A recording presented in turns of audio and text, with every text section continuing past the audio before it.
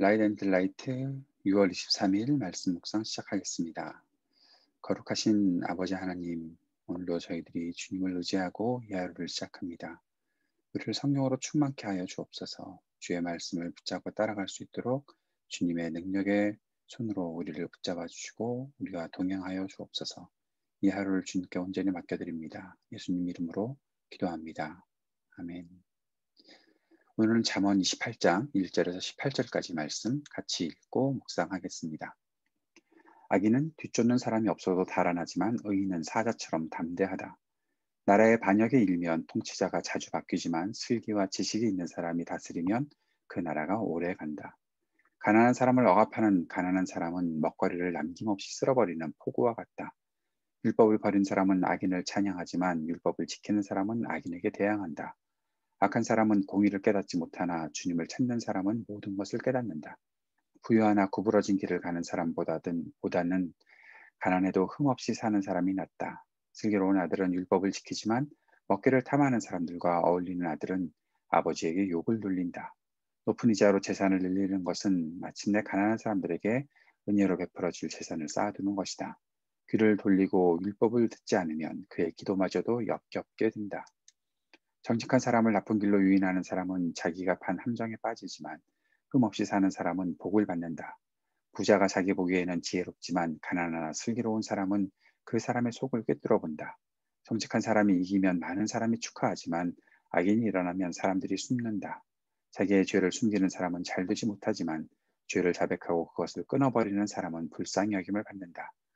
늘 두려워하는 마음으로 사는 사람은 복을 받지만 마음이 완고한 사람은 재앙에 빠진다. 가난한 백성을 억누르는 악한 통치자는 울부짖는 사자요 굶주린 곰이다.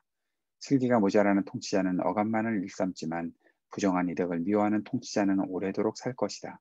사람을 죽인 사람은 함정으로 달려가는 것이니 아무도 그를 막지 말아야 한다. 흠없이 사는 사람은 구원을 받을 것이지만 그릇된 길을 따라가는 사람은 언젠가는 한번 넘어지고야 만다. 아멘. 지혜가 무엇인가? 잠언이 강조하고 있는 지혜에 대해서 계속 말씀을 보고 있습니다. 오늘 지혜로운 사람은 정당한 방법으로 생활한다라는 사실을 말씀하고 있습니다. 편법을 쓰지 않고 꼼수 부리지 않고 그래서 정당하게 살아가기 때문에 언제나 담대할 수 있다는 것이죠. 그러나 악인은 어리석은 사람은 뒤쫓는 사람이 없어도 달아난다. 자기가 했던 일들이 부끄럽고 자기가 했던 일들이 누군가에게 들통이 날까 봐 조금만 부스럭거리고 소리만 나도 깜짝 놀라고 도망간다라는 그런 말이겠지요. 지도자의 자리에 있는 사람은 특별히 편법을 사용하지 말아야 할 것입니다. 올바른 지식을 가지고 리더십을 발휘해야 하는 것이죠. 공동체에서 따르는 모든 사람들을 정의와 공평으로 다스리며 섬길 수 있어야 하는 것입니다. 정의와 공평은 하나님께로부터 나오는 것이니 지혜로운 지도자는 철저하게 하나님을 의지해야 한다는 사실을 오늘 말씀을 통해서 계속 볼 수가 있습니다. 지혜로운 사람은 눈에 보이는 돈과 부에 집착하지 말아야 할 것도 오늘 말씀을 통해서 보게 됩니다. 가난하더라도 흠없이 사는 것이 가치 있는 일이고 슬기롭게 사는 것이 더 중요한 가치가 될 것이라는 사실을 알기 때문에 그런 것이죠. 지혜로운 사람은 자신이 부유하게 된 것이 가난한 사람들에게 은혜를 베풀기 위한 것이라는 사실을 인식할 수밖에 없습니다. 내가 높은 이자로 재산을 늘린다고 하더라도 그 모든 것이 가난한 사람들에게 돌아가야 한다는 것을 알기에 결국 눈에 보이는 것만을 의지하는 것이 아니라 하나님께서 우리에게 말씀하시는 것, 그 말씀대로 살아가는 것, 거기에 가치를 두고 살아가는 것이죠. 오늘 말씀 9절에 보면 귀를 돌리고 율법을 듣지 않으면 그의 기도마저도 역겹게 된다라고 그렇게 말하고 있습니다.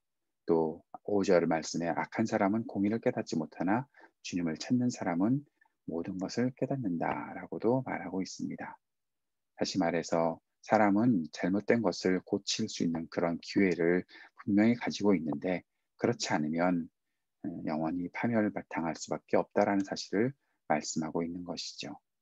우리는 죄를 범하는 연약한 사람들입니다. 그러나 우리가 솔직하게 진실한 마음으로 주님 앞에 자백하면 우리를 깨끗하게 하실 것이다.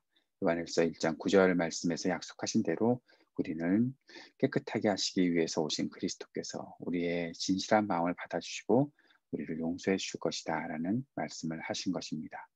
죄를 숨길 수 있다고 생각하는가? 누가 자기의 죄를 숨길 수 있다고 생각한다면 그 사람은 어리석은 사람이지요. 회개하지 않는 고집은 어리석은 것입니다. 그릇된 길에서 돌아오지 않으면 망한다는 것이죠. 하나님을 경외하는 마음, 자기를 성찰하는 마음, 그것을 가지고 살아가는 것이 바로 지혜입니다. 정직하게 살고 진실하게 살며 이 땅에 정의와 공평을 이루기 위해 애쓰는 지혜로운 삶이 우리들에게 있어야 할 것입니다. 우리를 깨끗하게 해주신 분은 오직 주님이십니다.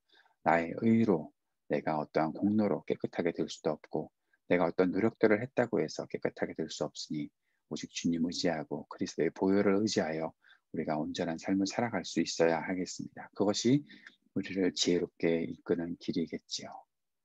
지혜는 꼼수를 부리지 않는 것입니다. 정당한 방법으로 생활하는 것입니다. 지혜는 눈에 보이는 돈과 부에 집착하지 않는 것입니다. 지혜는 자신의 잘못을 인정하고 고치고 새로운 기회를 얻는 것입니다. 이 사실을 늘 마음에 붙잡고 오늘도 기도하며 주님 우리를 긍휼히 여겨 주십시오. 간구하는 이 아침 되었으면 좋겠습니다. 오늘도 선교사님들을 위한 백신 접종 프로젝트를 위해서 함께 기도해 주시고 이 일에 우리 모두가 함께 한 마음으로 헌신할 수 있기를 위해 기도해 주시기 바랍니다. 우리 교우들의 가정을 위해 자녀들과 청년들을 위해 기도해 주십시오. 전인수영제의 치유와 회복을 위해 계속 기도해 주시고 IT를 위해서 이동열 선교사님을 위해 기도해 주시고 미얀마의 민주화 운동을 위해 또 입양인 시민권 법안의 통과가 속히 이루어지도록 기도해 주시기 바랍니다. 저희 가정과 사역을 위해 기도해 주시고 새로운 목사님의 청빙 과정들을 위해서 기도해 주시기를 바랍니다. 이 땅에 세우신 주님의 교회들의 부흥을 위해서 함께 기도하며 우리의 마음을 모으도록 하겠습니다. 같이 기도하겠습니다.